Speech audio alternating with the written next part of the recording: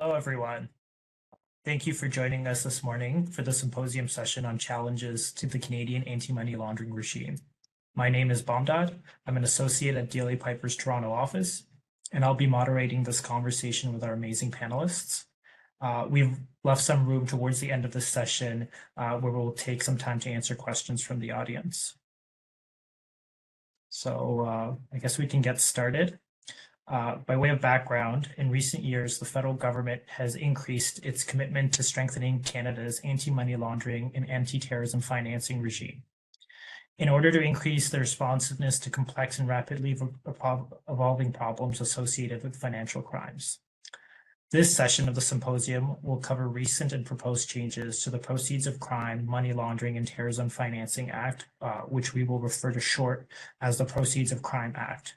The Proceeds of Crime Act is Canada's primary legislation on anti-money laundering and terrorism financing. So today's session will begin with a retrospective look at what events led to the regulatory changes implemented in 2022, as well as further changes to the regulatory regimes that are proposed. Specifically, our panel will discuss the expanding scope of what constitutes a money services business, the challenges presented for the banking sector, and the most recent proposals contained in the federal government's consultation paper released in June 2023. So we're joined this session by three distinguished panelists. Eric Belli-Bivar, a partner in the finance group at DLA Piper Toronto's office. As part of his practice, Eric advises financial services clients on the regulatory compliance regime applicable to money laundering, bribery, and corruption, and sanctions, as well as the relevant applicable legislations, including the Proceeds of Crime Act and the Foreign Corruption Practices Act. We're also joined by Iman Abokor, Senior Litigation Counsel at CIBC, where she supports the Anti-Money Laundering and Sanctions Group. Iman started her career as assistant Crown Attorney, where she conducted several complex fraud prosecutions. Before joining CIBC, she was counsel at an insurance company and also a litigator at a civil litigation boutique. We're also joined by Christopher Steelman, counsel from DLA Piper's Washington office. Chris's practice focuses primarily on federal and state regulatory framework for both depository and non-depository financial institutions, including banks, trusts, trust companies, money service businesses, consumer and commercial lenders, and similar financial entities. So thank you all for joining us today. I'm going to dive in straight to the question, and my first question is for Eric. So for the sake of all our viewers, can you please provide a brief overview of Canada's anti-money laundering regime? Thanks, Bamdad. Yes, happy to do that for our audience. So as you did note in your introduction, the Proceeds of Crime Act, or as it is known in full, the Proceeds of Crime, Terrorist Financing and Money Laundering Act, which we'll just refer to as the Proceeds of Crime Act for the rest of this presentation, is the primary legislative source in Canada respecting anti-money laundering and terrorist financing. There are also a few provisions in the Criminal Code of Canada and in some other related legislation, but the primary legislation would be the Proceeds of Crime Act. The Act establishes the regulatory authority for Canada's AML regime with the Financial Transactions and Reports Analysis Centre of Canada, which has the acronym FINTRAC. And FINTRAC is Canada's independent financial intelligence agency. Under the Proceeds of Crime Act and its associated regulations, several types of entities in Canada, such as financial institutions, life insurance companies, securities dealers, domestic and foreign money services businesses, accounting firms, dealers in precious metals, and others, must comply with a whole suite of regulatory requirements. The key requirements under the Proceeds of Crime Act and regulations are, number one, the creation of a compliance program. Number two, the establishment of client identification procedures, commonly referred to as know your client requirements. Thirdly, record-keeping requirements, record-keeping and retention requirements in relation to those records. And fourthly, transaction reporting. In the case of money services businesses, they must also register with FINTRAC. That is currently not the requirement for the other categories of reporting entities, although it is one of the things that has been proposed in the recent consultation paper, which we'll discuss a little further later. In any event, failure to comply with those requirements can result in what are known as administrative monetary penalties, or and as a more harsh penalty, criminal punishment, including imprisonment. Thank you, Eric. I'm just going to stick with you again. Based on your responses, can you give us some perspective of what Canada's AML regime looked like before the regulatory changes that were implemented in 2022? Yeah, so for many years, Canada had been the subject of criticism for the persistence of money laundering and the lack of perceived checks and balances required to protect Canada's economy. This had become so well known that in certain circles, money laundering activities in Canada was referred to as snow washing. Several institutional bodies and organizations like Transparency International had also issued statements of concern about money laundering in Canada. So prior to the regulatory changes which were introduced in 2022, FINTRAC specifically had a narrower interpretation of what constituted the reporting entities known as money services business, which are kind of the catch-all entities which perform a number of money service business activities, most importantly, transmission of funds. Under what was then Policy Interpretation 7679, it was FINTRAC's position that MSBs providing certain types of payment service processing activities, and specifically businesses involved in processing utility payments, payroll and commission services, mortgage and rent payments, and certain tuition payments were not subject to the Proceeds of Crime Act as money services businesses.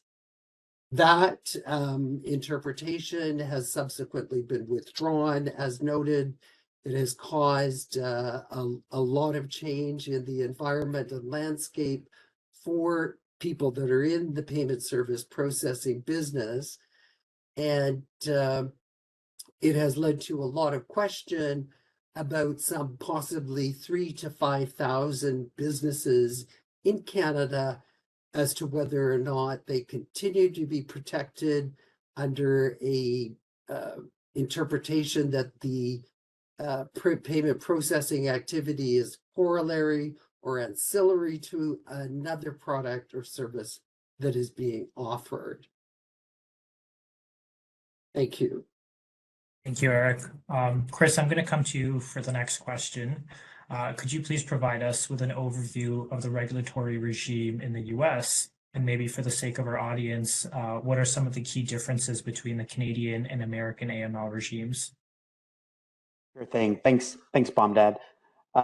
In the US, AML and counter-terrorist financing is a federal regime that is based on several statutes. I think commonly, folks are familiar with the USA Patriot Act, but also more recently the Anti-Money Laundering Act of 2020, or the AML Act, and as well as various other laws and statutes that criminalize money laundering activities and other behavior and illicit behavior. Collectively in the United States, we refer to these laws more generically as the Bank Secrecy Act, or BSA. The BSA is administered by an organization within the United States Treasury Department called the Financial Crimes Enforcement Network, or FinCEN, which has the rulemaking authority over the BSA and issues the implementing regulations. Much like in Canada, I think the U.S. legal and statutory obligations apply to financial institutions, which are broadly defined to include banks, securities broker-dealers, MSBs, money services businesses, telegraph companies, because those still exist, casinos, futures commissions merchants, and introducing commodities brokers, mutual funds, and other entities regulated by state and federal banking agencies.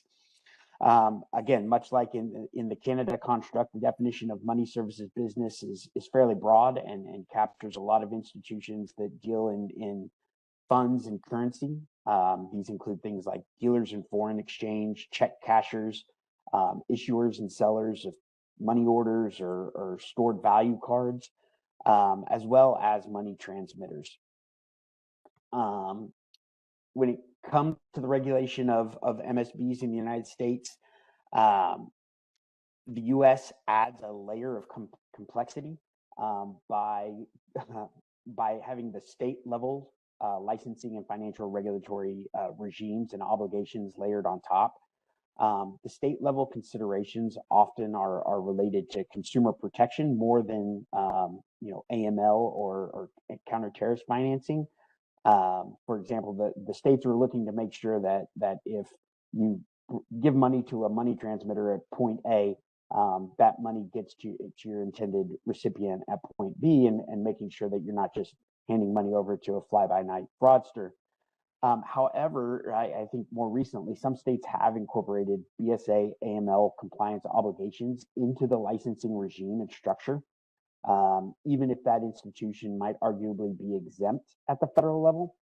And given the different policy focuses between the state regimes and the federal statutory framework, in other words, consumer protection versus AML or counter-terrorist financing, there are often nuances in the scope and coverage of these laws that is not necessarily complementary in terms of trying to make a federal compliance program fit a state licensed entity. Thank you, Chris. I'm just gonna stay with you for another question. Based on what Eric had said about the exceptions to money services business that existed in the past in Canada, does the American regime provide similar exceptions for money service businesses? Sure, thank you. Yeah, it does. As noted above, the definition of MSB under state and federal laws vary pretty widely. But for the most part, it captures businesses such as check cashers and foreign exchange companies, folks who issue and sell traveler's checks, money orders, prepaid cards, stored value cards, as well as money transmission. And that money transmission is most generally applicable. It's defined as a party that receives money from one person or location and remits or transfers those funds to another person or location. And it really is the broadest range of activities and has the most exceptions to coverage. Some of these exceptions are statutory or regulatory, and those are for certain institutions or certain entities that are involved, for example, in the delivery, communication, or network access that support money services business. So basically the information and technology service providers behind the scenes where they may support a money transmitter but don't actually handle the money. Another exemption at the federal level was for payment processors involved with clearing and settling transactions through agreements with the merchant or seller of a good or service, such as merchant acquirers, payment processors, those types of entities. There's also exceptions for clearing and settlement systems between BSA regulated institutions, for example, bank networks like ACH or FedWire. And there's also exemptions for physical transportation companies like armored car services in certain circumstances.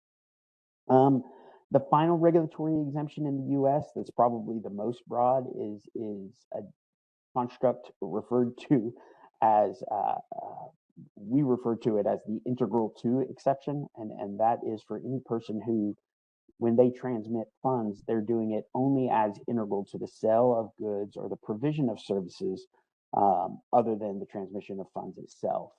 So that's the kind of generic catch-all phrase that has been the subject of most interpretations from FinCEN.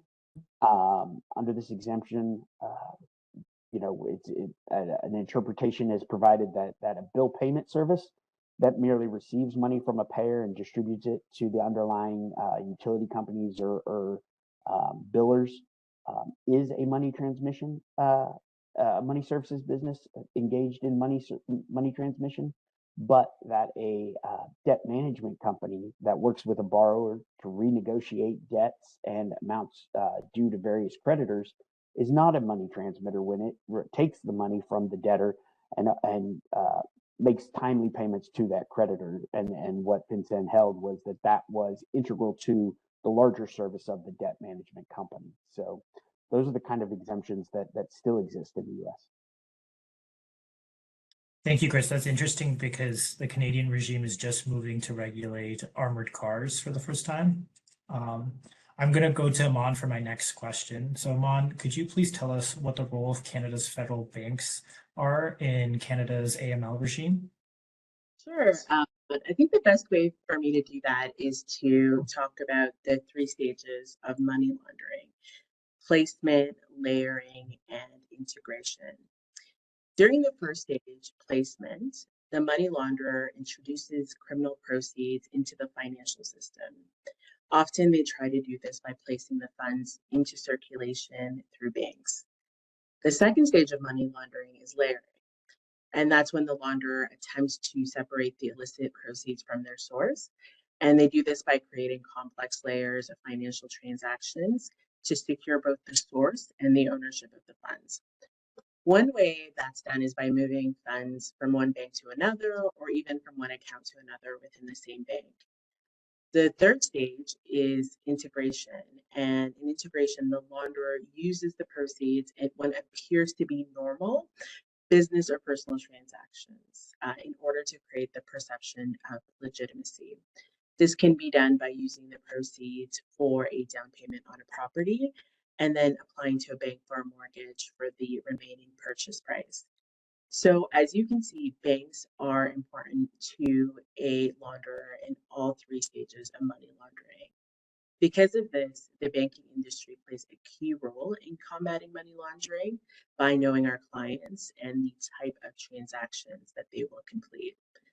When we see a client engage in unusual activity, we ask questions and we have the discretion to refuse to complete the transaction. We can also get FinTrack and through them law enforcement involved by filing suspicious transaction reports if the applicable threshold is met. Well, thank you, Iman. Eric, I'm going to move to you for the next question. What are the events that prompted the federal government to introduce the changes to Canada's AML regime in 2022?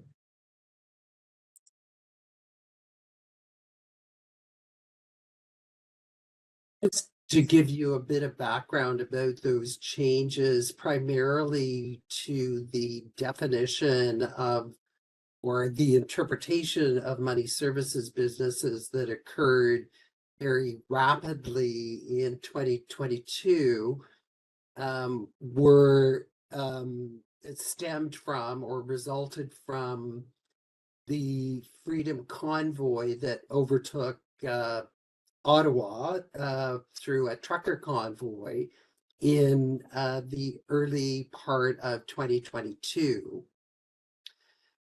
What was happening was that the financial support or the means for those protests to occur and sustain themselves was in part funded from national and international donors,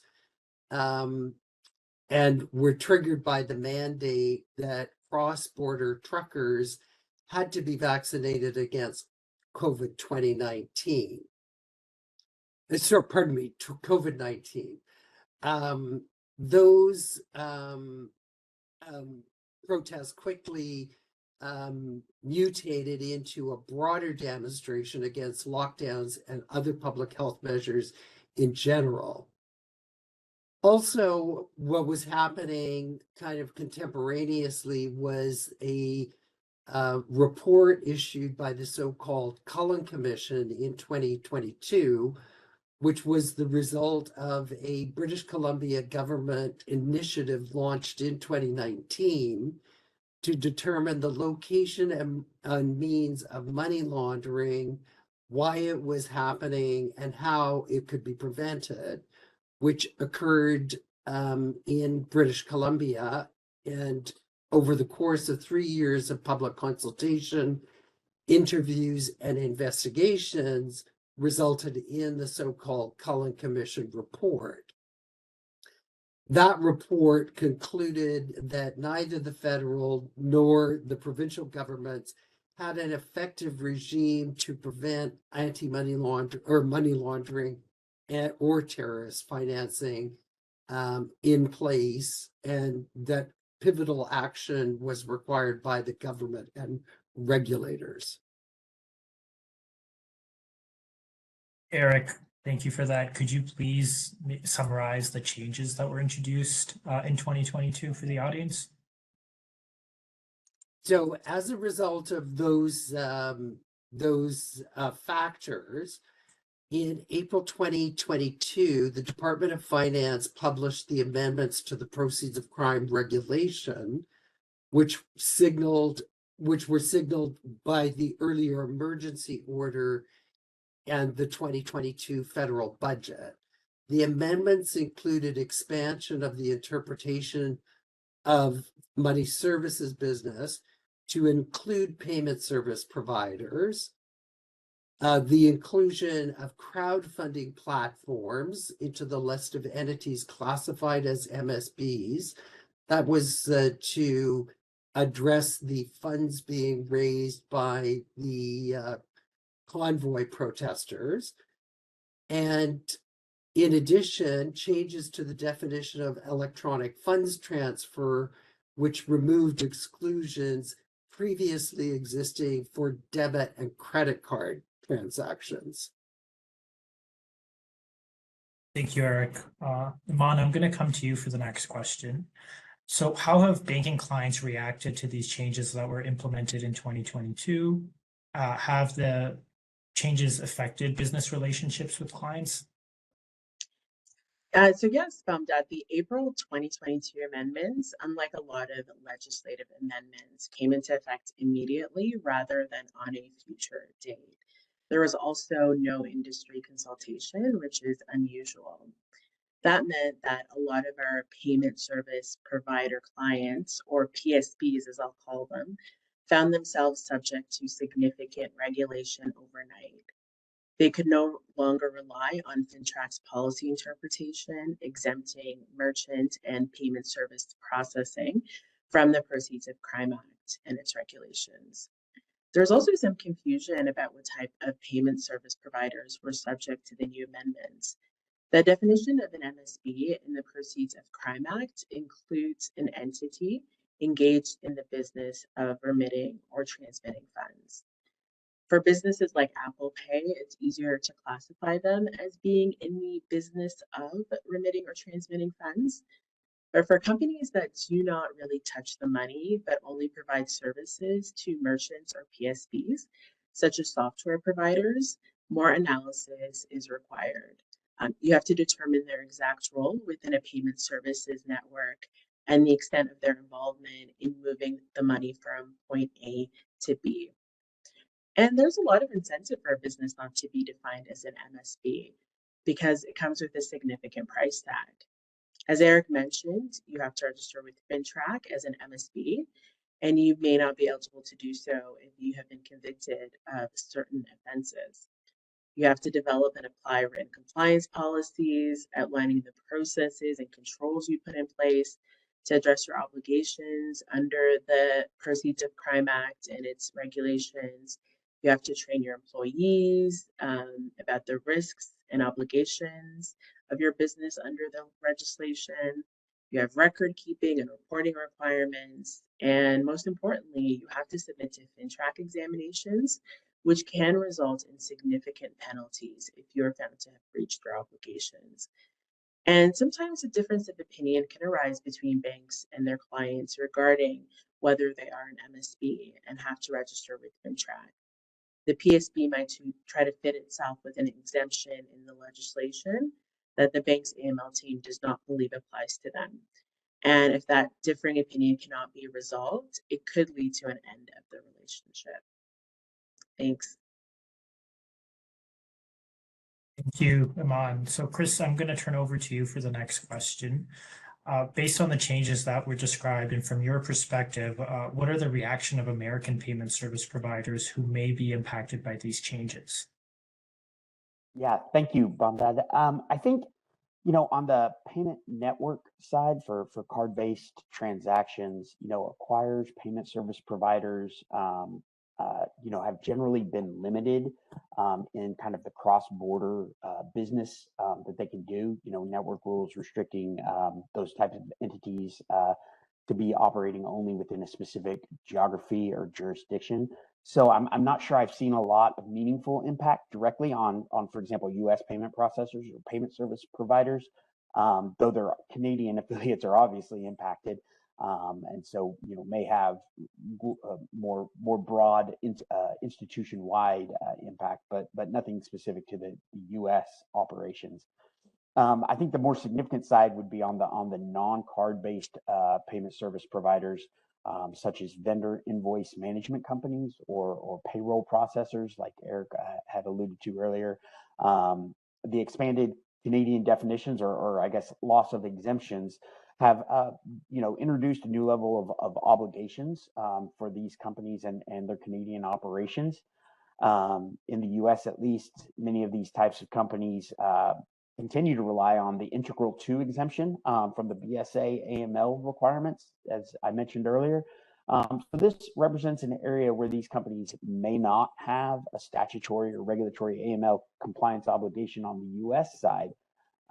That said, I note that a lot of these companies, I think, have at least rudimentary compliance programs in place for BSA, or at least AML and know your client, know your customer type obligations that are in place to satisfy either contractual obligations or relationship obligations they have with financial institutions or their bank partners. Thank you, Chris. Eric, for the next question, I'm going to come to you. Earlier, we'd alluded that there were also proposed changes introduced in 2023. Could you please, for our audience, describe what those changes were that were introduced in the 2023 federal budget? Yeah, I also just want to go back for a second to something that Chris was mentioning about reliance on the Integral 2 exception in the United States under their BSA AML requirements, which was a little bit similar, I think, to the previous interpretation position that FinTrack had with respect to payment service providers.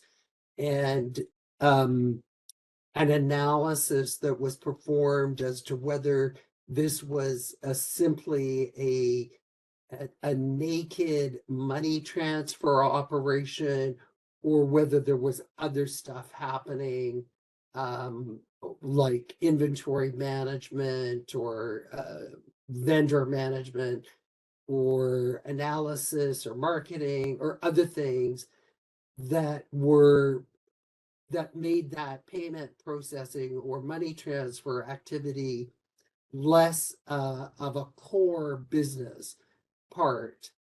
And I think in the United States, they have a lot of interpretation and guidance and case law and decisions of a variety of authorities that they're able to rely on and point to in building those arguments.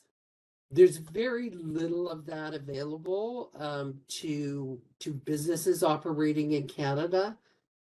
So it is kind of difficult to construct those arguments.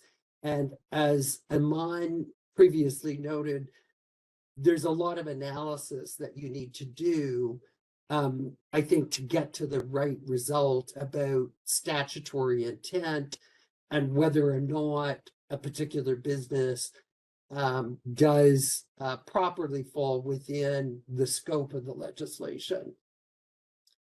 And now back to your specific question about the 2023 budget and further amendments, which tell you that money laundering is a high priority item for this government.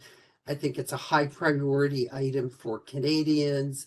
It has a lot of visibility. There's a lot of political goodwill that is engendered by announcing further measures in this area. And is specifically the 2023 budget proposes legislation that will have several effects, including giving law enforcement the ability to freeze and seize virtual assets like digital assets, Bitcoin, and other similar digital currencies having suspected links to criminal activity.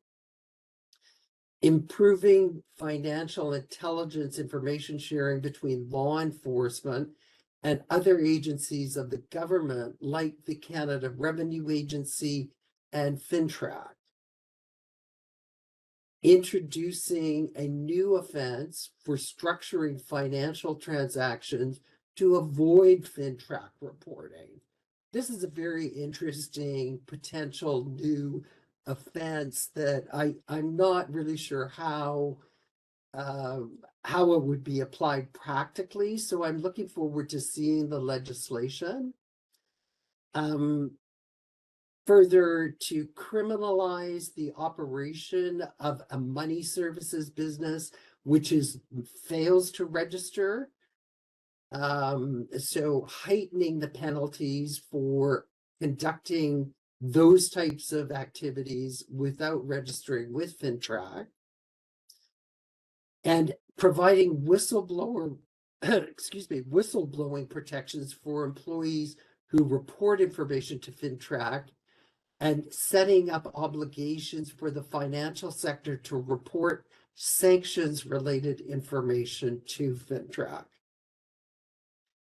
The 2023 budget further introduced regulatory oversight by the Office of the Superintendent of Financial Institutions, or OSFI, which is the independent federal government agency that supervises and regulates federally regulated financial institutions, including all banks operating in Canada and all federally incorporated or registered trust and loan companies, insurance companies, cooperative credit associations, and federal private pension plans. Thank you, Eric, and thank you for raising those interesting aspects of Iman and Chris's prior answers. For the next question, Iman, I'm going to come to you. Based on the 2023 proposed changes, how effective do you think the proposed expansion of the AML regime will be in achieving the federal government overall goals? Well, I think the addition of sanctions reporting to FINTRAC, potentially involving them in sanctions compliance, is a significant development. I think it's a signal of the importance of sanctions in Canadian foreign policy. We've seen an unprecedented use of sanctions in Canada since Russia's invasion of Ukraine. I'm just going to briefly go over the 5 federal statutes under which the Government of Canada imposes economic sanctions and trade restrictions. They target countries, nationals of those countries, as well as various terrorist organizations. The criminal code prohibits dealing in the property of terrorist groups, including certain entities identified in a document published by Public Safety Canada called the Regulations Establishing a List of Entities. It's colloquially known as the Bad Guys List because it's a list of terrorist entities. The second statute is the United Nations Act, in which the government of Canada enacts into law sanctions adopted by the UN Security Council. Third is the Special Economic Measures Act, also known as CIMA, and this is the statute the government has used to impose sanctions against Russia in the past year and a half. And CIMA allows the government to impose sanctions on foreign jurisdictions and persons, which it believes are doing a grave breach of international peace and security that is likely to result in a serious international crisis. The other statute, the fourth one, is Freezing Assets of Corrupt Foreign Officials Act. This act is pretty self-explanatory. It allows the government to make orders directing that the property in Canada of a politically exposed person, or PEP as we call them in the banking industry, be frozen when there's internal political turmoil in that state. The act also allows the government to make orders restricting the dealings, Canadian companies from dealing with designated PEPs. And finally, there's the Justice for Victims of Corrupt Foreign Officials Act. This is also known as the Sergei Magnitsky Law, and it allows the government to designate foreign nationals who it believes are responsible for gross violations of human rights. And historically, sanctions have been administered by Global Affairs Canada and have been enforced by the RCMP and the Canada Border Services Agency, with prosecutions conducted by the Public Prosecution Service of Canada. As a bank, we're required to constantly screen to ensure that we're not holding any property of any sanctioned person. There's various lists that Canada keeps. The United Nations also has a list, and we can also use a third-party company that can provide us with lists of all sanctioned people. But there are only a few reported cases on sanctions enforcement publicly. And reporting sanctions information to FINTRAC may be an indication by the government that there will be more sanctions enforcement in the future. I think another important amendment is making all mortgage lenders regulated entities under the Proceeds of Crime Act, or reporting entities as we call them. The Financial Action Task Force, also known as FATF, is an intergovernmental organization based in Paris, and they develop standards that combat money laundering and terrorist financing. They have 37 member countries, including Canada, and they assess the policies and legislation of those countries to see whether they're effective in combating money laundering and terrorist financing. And FATF has recommended that all mortgage lenders comply with AML and terrorist financing requirements, given that real estate investment is attractive to money launderers in the integration stage. As Eric mentioned previously, the Cullen Commission report also recommended that all mortgage brokers be subject to the Proceeds of Crime Act. And, currently, because I don't believe this amendment is currently enforced, private mortgage brokers are outside of the scope of the Act. The amendments bring all entities involved in the mortgage lending process within the Proceeds of Crime Act, which reduces AML risk while creating a level field for all participants. Thank you, Iman. Eric, I'm going to move to you for the next question. So what are the proposed changes to the Proceeds of Crime Act that were introduced by the Department of Finance in their consultation paper that was released in June of this year?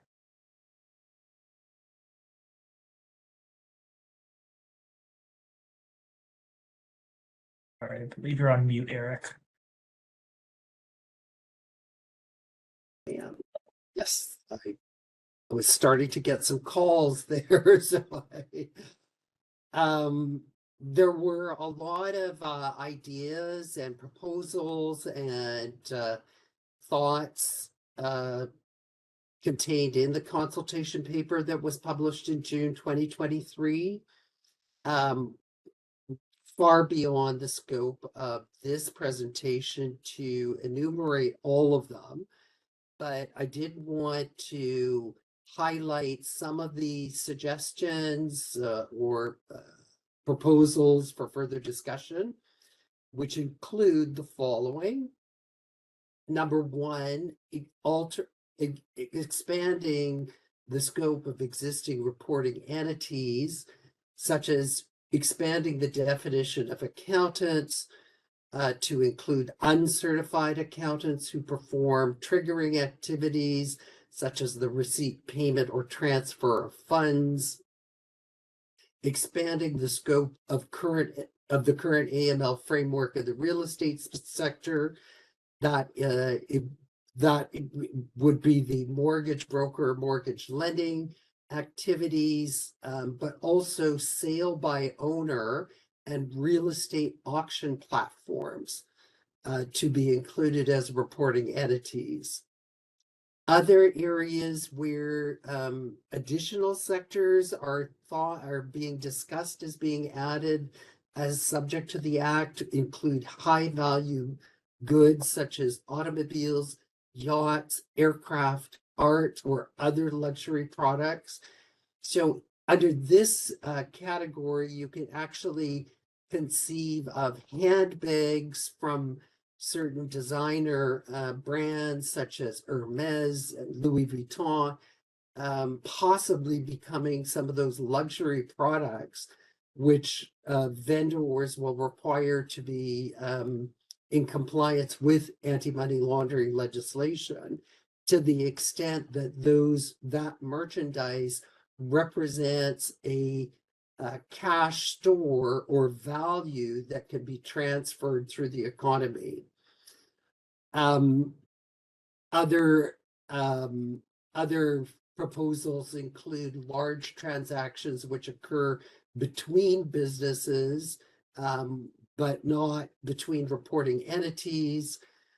White label automated teller machines, which you often see in convenience stores and other locations, and as well including factoring companies in terms of the loans and financial accommodation which they provide to businesses for accounts receivable financing.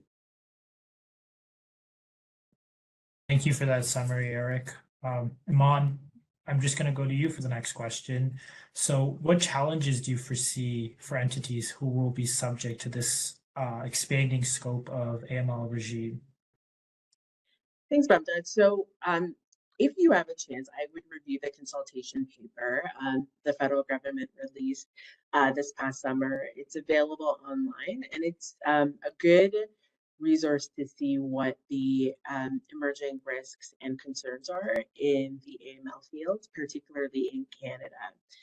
One of the proposals in the government's consultation paper is requiring banks to keep open accounts at the request of law enforcement. Banks can end their relationship with clients. It's a process called divestiture when the activity within the account is beyond the bank's risk tolerance. So if we discover that someone is using their account for something that they shouldn't, then we will shut down the account and end our relationship with that client.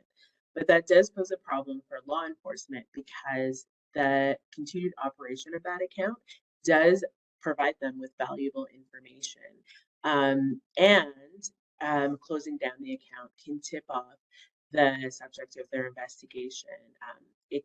It indicates that their conduct is being noticed by the bank and maybe law enforcement. So that is a big consideration, the keep open request.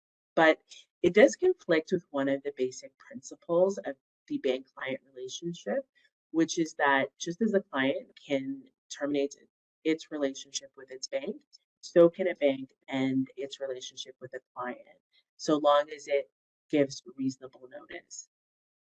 A recommended case that I suggest people read, which involves CIBC, is Irfan versus CIBC. It's a 2013 case, but it does really provide a good overview of the law on divestiture. And there hasn't been a lot of development since the Irfan case. And so just to go over the facts briefly, Irfan was a non-for-profit that had accounts with CIBC. The CRA conducted audits of Irfan, which resulted in the revocation of the charity's registration in April 2011. About 2 years later, CIBC decided to divest Irfan, and we initially gave them 2 months notice, but then we extended that to 4 months. Irfan brought an interlocutory injunction in the Ontario Superior Court of Justice to restrain CIBC from closing those accounts. The court, in denying Irfan's motion, noted that banks are entitled to terminate a banking relationship without explanation, so long as reasonable notice is given. And reasonable notice really turns on how long it'll take a similarly situated organization or client to obtain comparable banking arrangements. So a legislated keep open regime requiring banks to keep accounts open infringes on the contractual rights of banks vis-a-vis their clients. But from a practical point of view, I think most banks would comply with requests from law enforcement to keep an account open, so long as the decision is ultimately left to the bank and is not mandated or ordered by statute or court order. There should also be certain parameters in place, such as time limits and safe harbor provisions. The last thing a bank wants is to be dinged by FINTRAC for keeping an account open that has been basically conducting, a lot of suspicious transactions. It can also be really onerous to keep an account open for a long period of time because we're required to file suspicion transaction reports. But if an account we already identified that is problematic, we're going to continually have to file them. So there's also a recommendation that requirement to file suspicion transaction reports be suspended because law enforcement's already aware of the activity, and the purpose of suspicion transaction reports is really so that FINTRAC can let the police know that there is potential money laundering or terrorist financing activity going on within a particular bank. Thank you, Iman, and thank you for highlighting that Irfan case. I'm just gonna continue with a question for you. So do you see the federal government making any other or further changes to the AML regime in the near future? Well, I'm going to turn away from the Proceeds of Crime Act and actually focus on the Canada Business Corporations Act, Bill C-42, which is currently in committee in the Senate. As many of you probably know, that bill is going to create a beneficial ownership registry, which requires all individuals with significant control in a corporation to provide their name, address, along with other information that's going to be publicly available. The Canadian Bar Association recommended against that. If you go on their website, you can actually find their position paper on that. It's because of the public nature of the registry was an issue because it's not necessarily required. This in the EU, a recent case found that it's not always necessary for the public to have access to a public beneficial ownership registry, and that interfered with Article 7 and 8 of the EU Charter rights. So individuals don't want it publicly known that they have significant control of a corporation. So the court struck down that public access requirement to the beneficial ownership registry, but it did find that some groups did have a legitimate interest, like journalists, civil society organizations, and AML and anti-terrorist financing organizations. So it did do a limited availability of the registry. And I suspect that's what's going to happen here too. I think somebody, when it comes into force, is going to challenge that, and it is going to be similarly restricted. The other thing that the consultation paper considered is information sharing between banks and between banks and police, and between different public regimes like the CRA and FinTrack. And one of the problems right now is that banks are very limited in the information they can share between each other, given privacy legislation.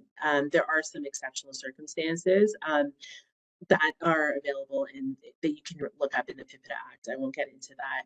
But the problem is that people are using different bank accounts at different banks. And so a criminal can really hide their activity by dividing their activity across different banks.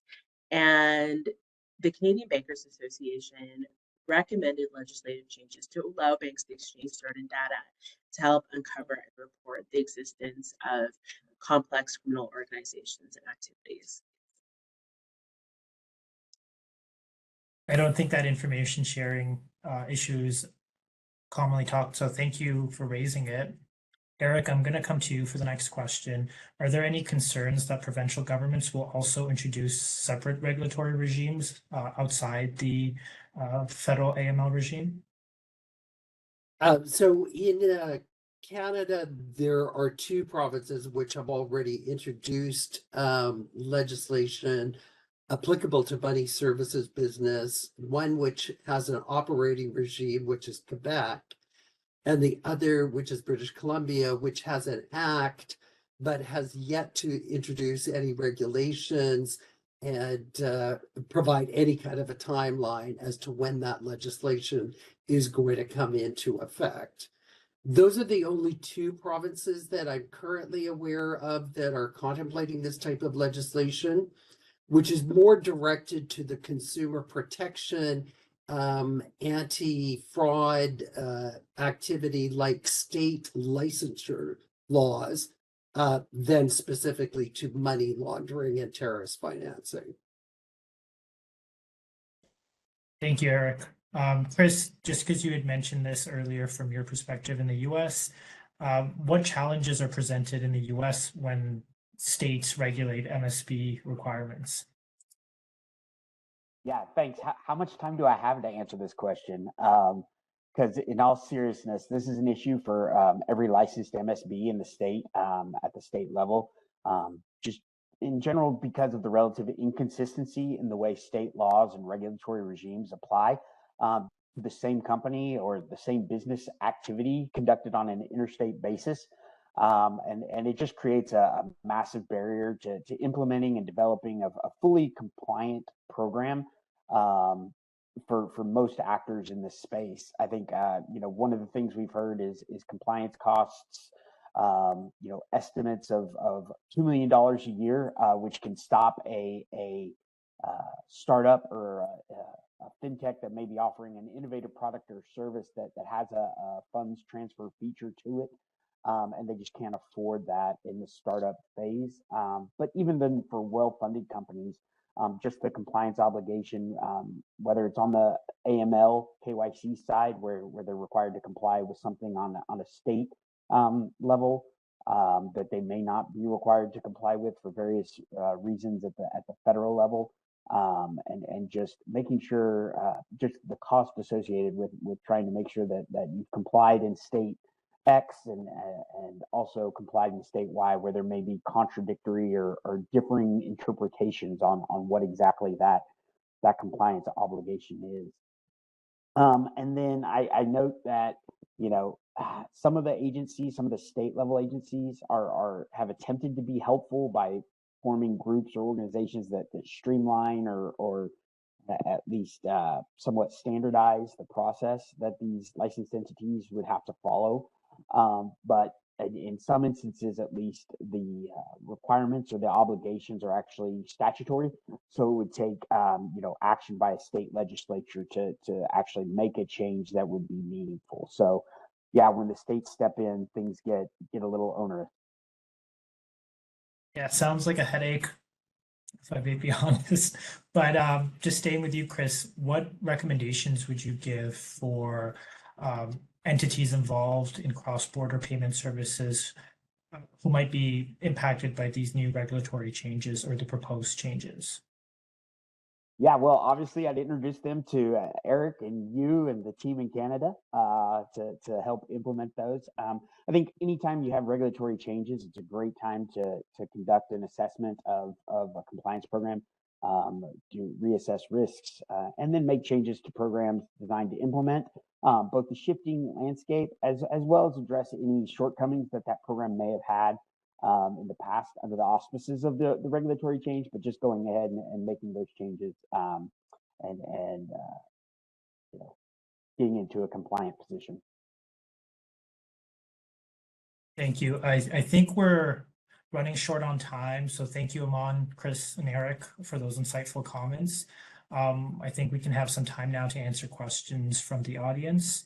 If you haven't already and would like to ask questions from the panelists, please submit your questions through the chat function. They are anonymous, so only we see them.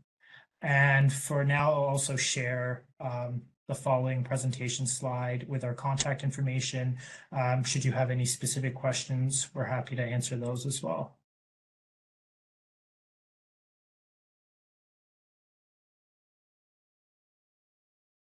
I think there is a couple of questions, Bamdad, in the Q&A. Do you feel like there's enough time for, because I think one of the questions is addressed to specific panelists, do you feel like there's enough time and there's enough scope to talk about them, Iman? Sure. I mean, I think one of the ones, the cross-border one, is what I think it says, please comment on the cross-border electronic transfer of funds and FATFs and others' concerns about financial institutions not obtaining adequate originator information. What are banks doing to address this? Wires are a concern. So thank you for that question. It is one of the amendments that has come in requiring in relation to cross-border electronic transfer of funds, more on the penalty stage, where they are looking at making the penalties commensurate to the amount of money. So we do try to obtain as much information as possible about wires and the originator. I think the main issue arises when it's a correspondent bank, I believe. I think the original bank that sends the wire has the information, but if it's going into a country that is where that bank doesn't have a relationship and is relying on a correspondent bank, I think it's that correspondent bank that does have that that doesn't have as much information, and they bear a lot of the AML risk, and I think that's why correspondent banking relationships are seen as high risk. And unfortunately, I can't get into this as much as I'd like, but if you would like to reach out and discuss this with me, my email's not there, but it's my first name, period, last name at CIBC.com. Thank you, Iman. I think we're at the 1 hour mark. So thank you everyone for joining today's panel and our session. We hope that you found the comments from the panelists to be insightful. And thank you again to our amazing panelists for taking the time to speak to us. If you have any other questions that we weren't able to answer within this time period, please don't hesitate to reach out to us. And as a reminder, the symposium has one final session this Thursday, October 26th. That session will overview current competition laws in the Americas.